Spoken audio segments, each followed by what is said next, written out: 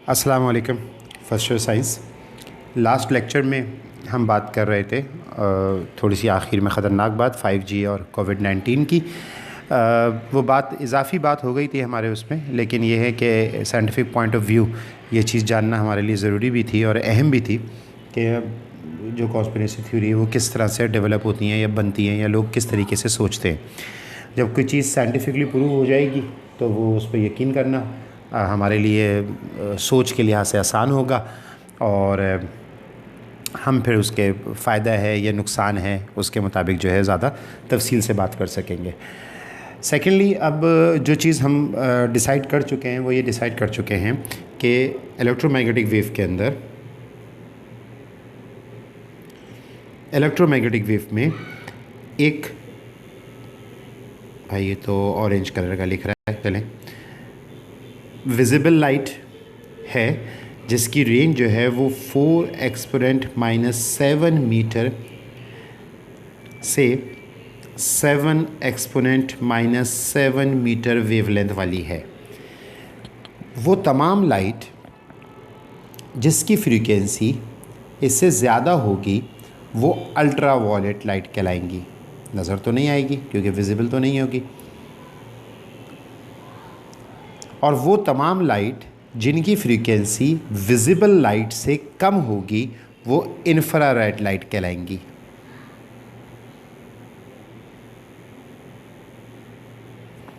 Ultra violet light क्यों बोलते हैं? क्योंकि विजिबल लाइट जो है वो violet, indigo, blue, green, yellow, orange, red, ये 7 कलर होते हैं। बाकी सारे कलर्स इनसे मिलके बनते हैं। ये 7 कलर होते हैं। इन 7 कलर्स में सबसे कम वेवलेंथ वाला, यहाँ पे लिखना इसको अच्छा नहीं है आपके लिए,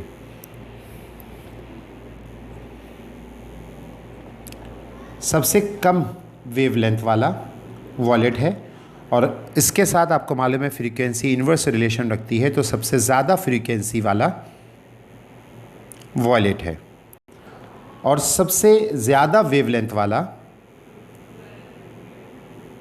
और कम फ्रीक्वेंसी वाला रेड कलर है।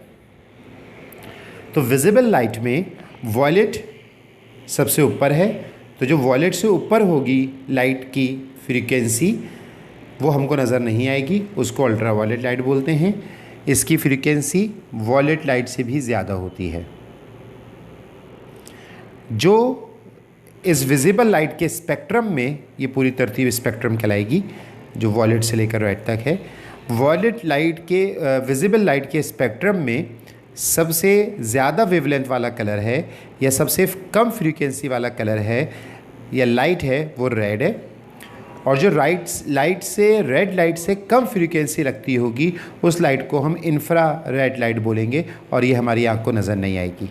तो हमारी आँख को जो लाइट या जो कलर नज़र आते हैं वो वॉयलेट से लेकर रेड तक होते हैं, जिसमें सबसे कम वेवलेंथ और ज़्यादा फ्रीक्वेंसी वॉयलेट की होती है और सबसे ज़्यादा वेवलेंथ और सबसे कम फ्रीक्वेंसी रेड की होती है। अल्ट्रा वायलेट लाइट और इंफ्रारेड लाइट ये हमको नज़र नहीं आती। इंफ्रारेड लाइट वो लाइट हैं जिनकी फ्रीक्वेंसी रेड से भी कम होती है, जब भी उनके लिए लफ्ज़ इंफ्रा इस्तेमाल किया गया। इंफ्रा का मतलब है बॉटम, ज़ेरी हिस्सा। और जिनकी फ्रीक्वेंसी वॉयलेट से ज़्यादा होती है वो अल्ट्रा वायलेट लाइट है। अल्ट्रा का मतलब है अपर पार्ट, उससे ऊपर का लेवल, ज़्यादा वाला हिस्सा। ठीक है। अब विजिबल लाइट का स्पेक्ट्रम बनाते हैं।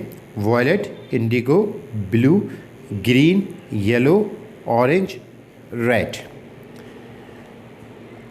इसमें वॉयलेट लाइट जो है वो सबसे कम वेवलेंथ रखती है और रेड लाइट सबसे ज़्यादा वेवलेंथ रखती है। इसका मतलब ये हुआ कि अगर एक वॉल पे ये 7 कलर्स बनाए जाएं तो इन 7 कलर्स में आप खड़े होकर उसको देखना शुरू करें तो आपको 7 कलर्स नज़र आ रहे होंगे। आप चंद कदम पीछे हटें।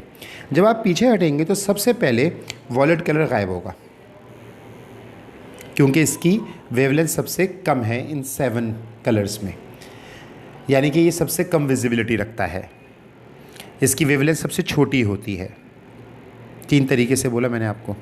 सबसे पहले वॉलेट कलर गायब होगा, उसकी वेवलेंथ सबसे कम होती है, ये सबसे कम विजिबिलिटी रखता है, इसकी वेव सबसे छोटी होती है।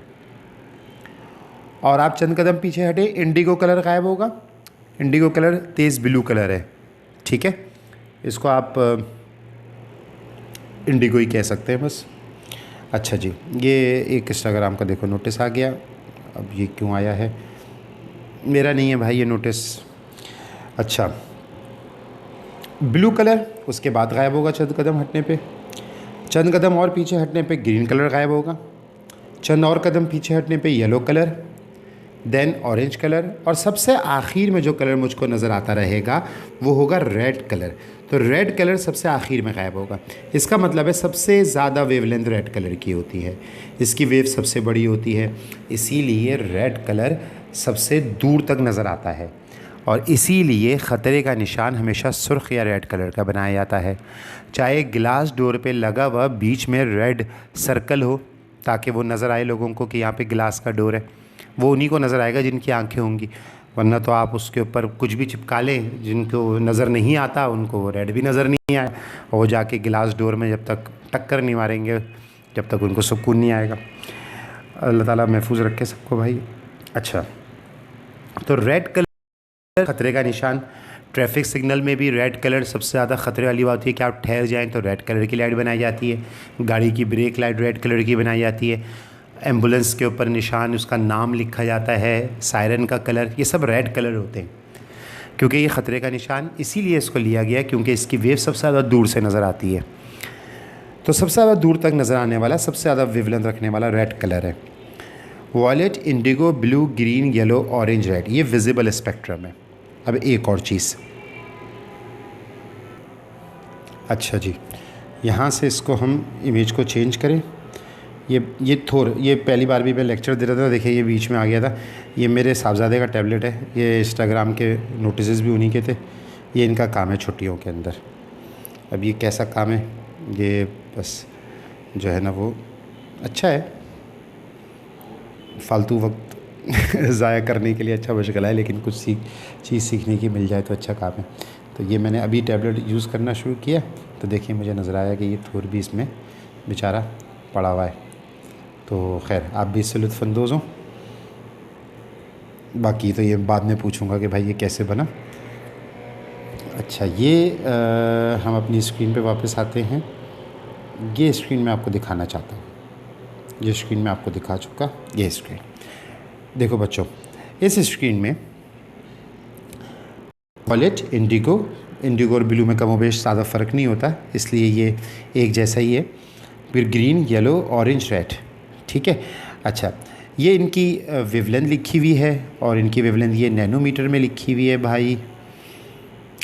हमने पढ़ी थी कि 4 एक्सपोनेंट -7 मीटर ये लाइट की वेवलेंथ है, विजिबल की स्टार्ट हो रही है, और जो लास्ट वेवलेंथ है वो है 7 एक्सपोनेंट -7 मीटर।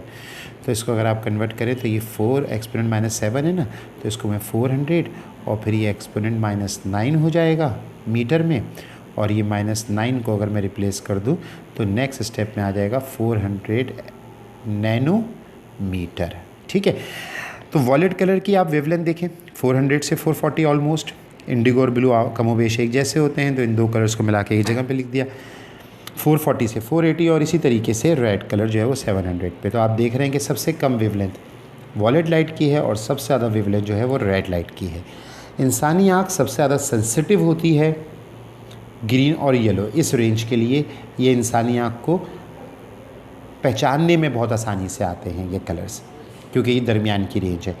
तो इंसानी आँख की जो सेंसिटिविटी रेंज है वो ये ग्रीन और येलो की है, यहाँ से स्टार्ट हो रही है और इस जगह पे ख़त्म हो रही है, ठीक है। अच्छा, एक बात ये, सेकंड बात और सुनिए, जब भी ट्रैफिक सिग्नल में ग्रीन और येलो लाइट को रेड के साथ यूज़ किया जाता है, रेड तो आपको मालूम है सबसे दूर से नज़र आता है, वैसे रेड कलर को इस्तेमाल करते हैं। ग्रीन और येलो को जैसे यूज़ करते हैं कि इंसानी लाइट को, इंसानी आँख को आसानी से नज़र आएंगे। अगर थोड़ी बहुत धुंध भी होगी, फोग भी होगी और अगर इन्वायरमेंट क्लियर नहीं भी होगा तो भी आपको ग्रीन और येलो लाइट जो है वो नज़र आएंगी, क्योंकि इंसानी आँख इनके लिए सेंसिटिव होती है। तो ये विजिबल लाइट की रेंज है हमारे पास, ठीक है। अच्छा, आगे चलते हैं। आपको थोर की एनिमेशन भी दिखा दी। अब जो है वो बात करते हैं वेव फ्रंट्स की। असल में लाइट जो है वो लाइट 3 डायमेंशनल डायरेक्शन में ट्रैवल करती है। जब भी कोई सोर्स ऑफ लाइट होती है और उस सोर्स ऑफ लाइट से जो भी लाइट वेव इमिट होती हैं, वो लाइट वेव हर तरफ को इमिट होती हैं। वो लाइट वेव सिर्फ एक सिंगल डायरेक्शन में तो नहीं होती। अगर मैं इस हर लाइट वेव का एक पॉइंट कंसिडर कर लूँ और फिर एक प्लेन बनाऊँ जो इनको टच कर रहा है, तो मेरे पास एक स्फेरिकल सरफेस आ जाएगी। वक्त के साथ साथ ये कॉन्सेंट्रिक सर्कल्स आगे बनते रहेंगे और ये सरफेस आगे मूव करती रहेगी, क्योंकि सिग्नल्स जो हैं वो आगे की तरफ मूव कर रहे हैं। इन स्फेरिकल सरफेस को जो आपको नज़र आ रही हैं हम बोलेंगे वेव फ्रंट,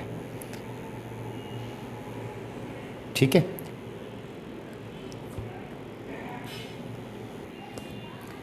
ये wave fronts spherical wave front कहलाएंगे, क्योंकि ये स्फेरिकल शेप में है। अगर बहुत ही लॉन्ग डिस्टेंस के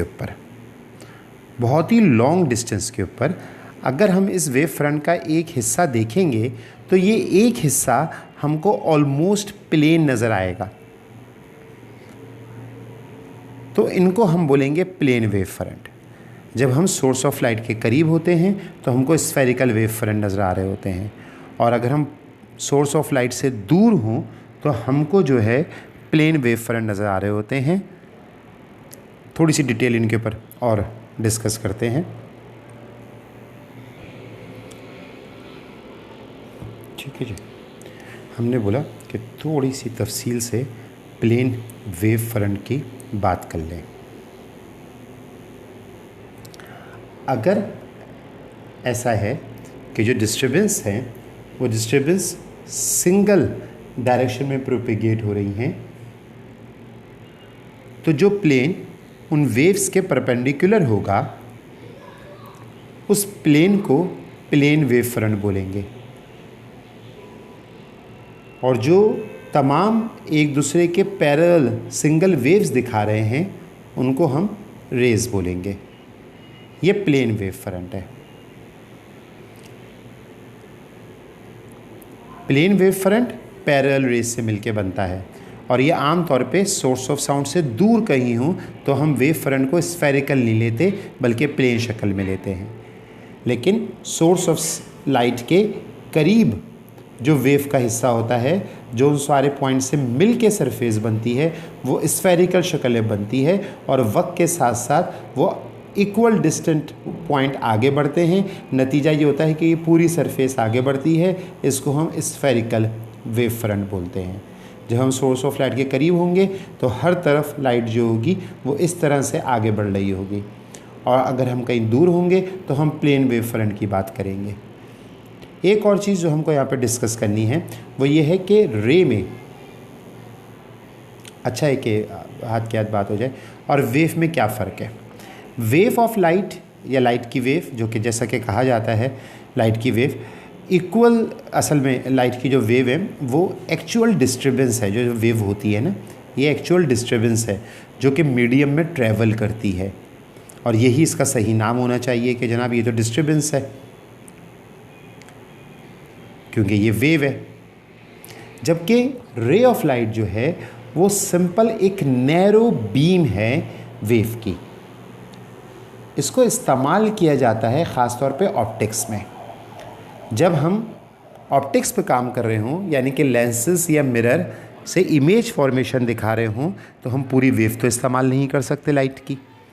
उस वक्त हम एक लाइट की नैरो बीम यूज़ करते हैं। उस नैरो बीम को रे ऑफ लाइट बोलते हैं। रे ऑफ लाइट कुछ भी नहीं है, जस्ट एक स्ट्रेट लाइन है जिसको एरो हेड करके बनाया जाता है, और वेव की एक लाइन को ये रिप्रेजेंट कर रही होती है। इसको रे कहा जाता है, ठीक है। अगला जो टॉपिक है हमारा जिस पे हमको बात करनी है वो है हाइगन्स प्रिंसिपल। क्रिस्टियन हाइगन्स का एक प्रिंसिपल था जिसको हम हाइगन्स प्रिंसिपल बोलते हैं। क्रिस्टियन हाइगन्स ने ये प्रिंसिपल किस बारे में दिया? ये प्रिंसिपल बुनियादी तौर पे लंबा चौड़ा इसका काम है, लेकिन अगर मैं इसको आपके सामने एक्सप्लेन करना चाहूँ तो ये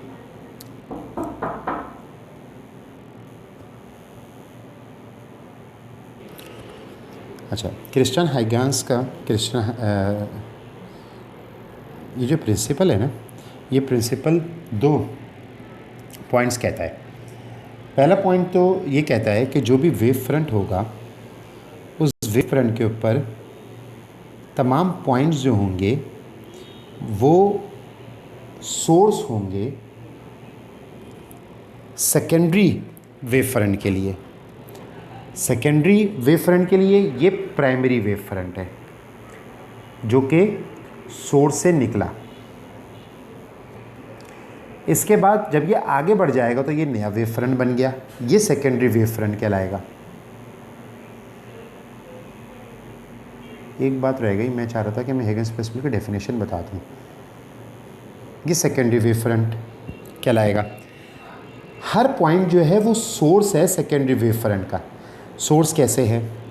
ये प्राइमरी वेव फ्रंट बना हुआ है, इस पे मैंने 3 पॉइंट ले लिए। इन 3 पॉइंट्स पे मैं अगर आर्क ड्रॉ करूं और आर्क का जो रेडियस हो वो VT हो, ये मैंने एक आर्क ड्रॉ किया। इस पे मैंने इस पॉइंट पे एक आर्क ड्रॉ किया VT रेडियस वाला, इस पॉइंट पे मैंने एक आर्क ड्रॉ किया VT रेडियस वाला, और इस पॉइंट पे मैंने आर्क ड्रॉ करा VT रेडियस वाला। इन तमाम आर्क के जो रेडियस हैं वो VT हैं। V यहाँ पे वेलोसिटी ऑफ साउंड है। तो ये जितने आर्क मैंने ड्रॉ किए हैं, अगर मैं इन आर्क को मिला दूँ, इन पे एक टेंजेंशियल प्लेन बना दूँ, तो ये मेरे पास नई पोजीशन आ गई। अब आप बोलेंगे सर ये आगे कहाँ जाएगा? ये सारे पॉइंट, कोई भी पॉइंट यहाँ पे, यहाँ पे, यहाँ पे, ये पॉइंट कंसिडर कर लीजिए इसके ऊपर। इन पॉइंट्स पे आर्क बना दीजिए। इन आर्क का रेडियस क्या होगा? इन आर्क का रेडियस होगा VT। T यहाँ पे टाइम है कि कितने टाइम के बाद आप काम कर रहे हैं। आप 2 सेकंड के बाद देखना चाहते हैं कि नई जगह क्या है तो 2 सेकंड पुट कर दीजिए T की जगह पे। अगर आप 3 सेकंड के बाद देखना चाहते हैं तो टाइम की वैल्यू 3 सेकंड पुट कर दीजिए। V वेलोसिटी ऑफ लाइट है। हर पॉइंट पे आर्क बना दीजिए। उसके बाद इन आर्क्स के ऊपर एक प्लेन बना दीजिए। अब ये देखिए आपको नई जगह निकल आई। हर ये जो नया वेव फ्रंट है ये सेकेंडरी वेव फ्रंट कहलाएगा। और उसके बाद ये जो पुराना वाला हो जाएगा, ये पुराना वाला प्राइमरी वेव फ्रंट कहलाएगा। तो इस तरह वेव फ्रंट आगे बढ़ता है। तो क्रिस्टियन हाइगन्स ने हमको ये बताया अपनी थ्योरी के अंदर कि वेव फ्रंट कैसे आगे बढ़ता है और हर वेव फ्रंट से सेकेंडरी वेव फ्रंट कैसे बनाया जाएगा। इसके 2 पॉइंट्स थे और दोनों पॉइंट्स मैंने आपको एक्सप्लेन कर दिए। पहले पॉइंट के अंदर उसने ये बताया था कि जितने पॉइंट होंगे ये सारे पॉइंट्स आपको सेकेंडरी वेव फ्रंट की पोजीशन का पता दे रहे होंगे, क्योंकि इन पॉइंट्स के ऊपर आप आर्क बनाएंगे, इस पॉइंट के ऊपर आप आर्क बनाएंगे, इस पॉइंट के ऊपर आप आर्क बनाएंगे। तो हर पॉइंट आपको सेकेंडरी वेव फ्रंट का पता दे रहा होगा। और दूसरी बात उसने ये बताई कि ये आर्क बनेंगे कितने बड़े, ये आर्क बनेंगे VT रेडियस के। इस तरह क्रिस्टियन हाइगन्स ने हमको वेव फ्रंट का आगे बढ़ना और लाइट की प्रोपेगेशन के बारे में बताया। तो अगर मैं यहाँ पे लिखूँ कि बेसिकली क्रिस्टियन हाइगन्स जो है वो उसने अपने प्रिंसिपल में हमको ज्योमेट्रिकल, ये वो चीज़ थी जो मैं आपको बता रहा था और बीच में रह गई थी हमारी, ज्योमेट्रिकल मेथड बताया, यानी कि पूरी ड्राइंग बताई क्या चीज़ करने के लिए, एक्सप्लेन करने के लिए, किस चीज़ को, प्रोपेगेशन को।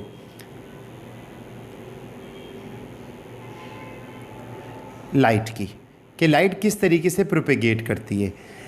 ठीक है, ये एक लाइन मैंने लिखी या एक सेंटेंस मैंने लिखा, ये सेंटेंस बेसिकली क्रिस्टियान हाइगेंस के प्रिंसिपल का पूरा निचोड़ है कि क्रिस्टियान हाइगेंस का प्रिंसिपल ज्योमेट्रिकल मेथड है to explain propagation of light.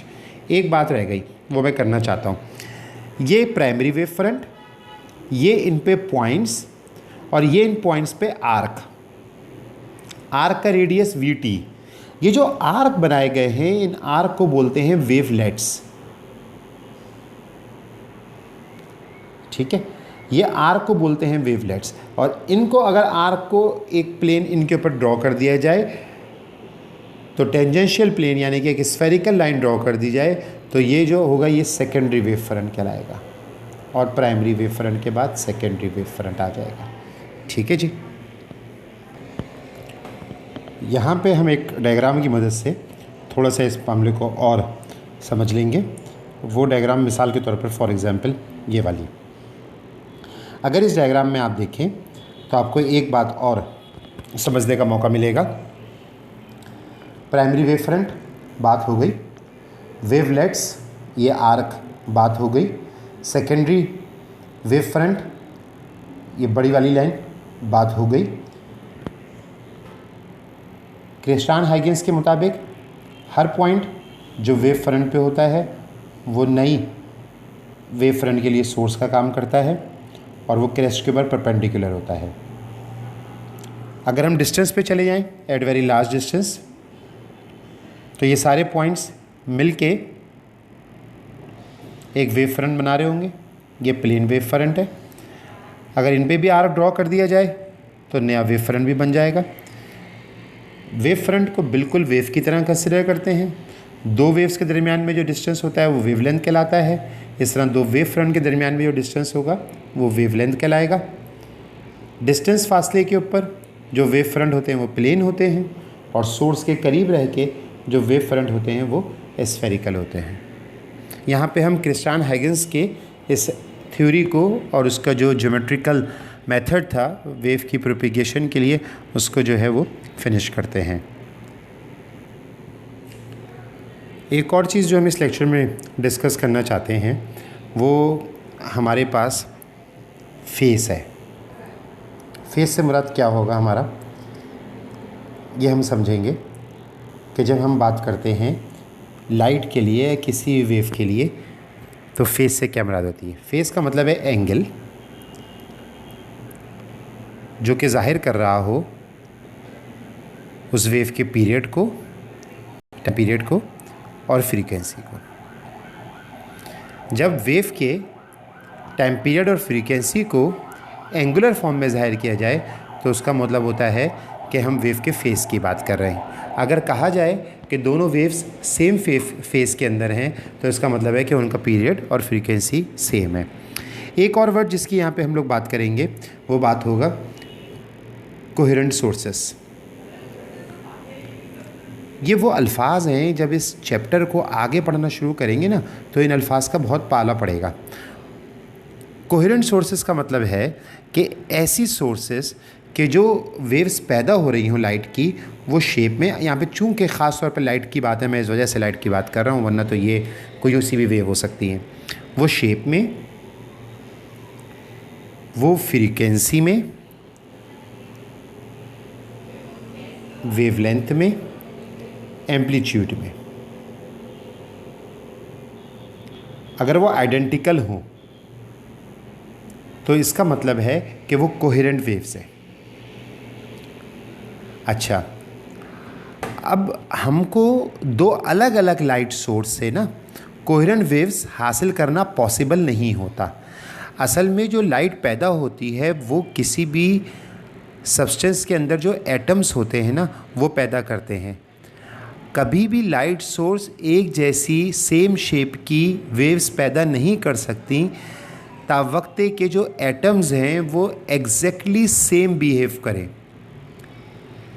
इसका मतलब ये हुआ कि कोहेरेंट लाइट सोर्स नहीं होती या बहुत डिफ़िकल्ट है कि वो हमारे पास हों। हाँ, अगर लेज़र लाइट है हमारे पास तो जो आइडेंटिकल लेज़र लाइट्स हैं वो कोहेरेंट सोर्स हो सकती हैं, वो बिल्कुल एक जैसी लाइट पैदा करेंगी।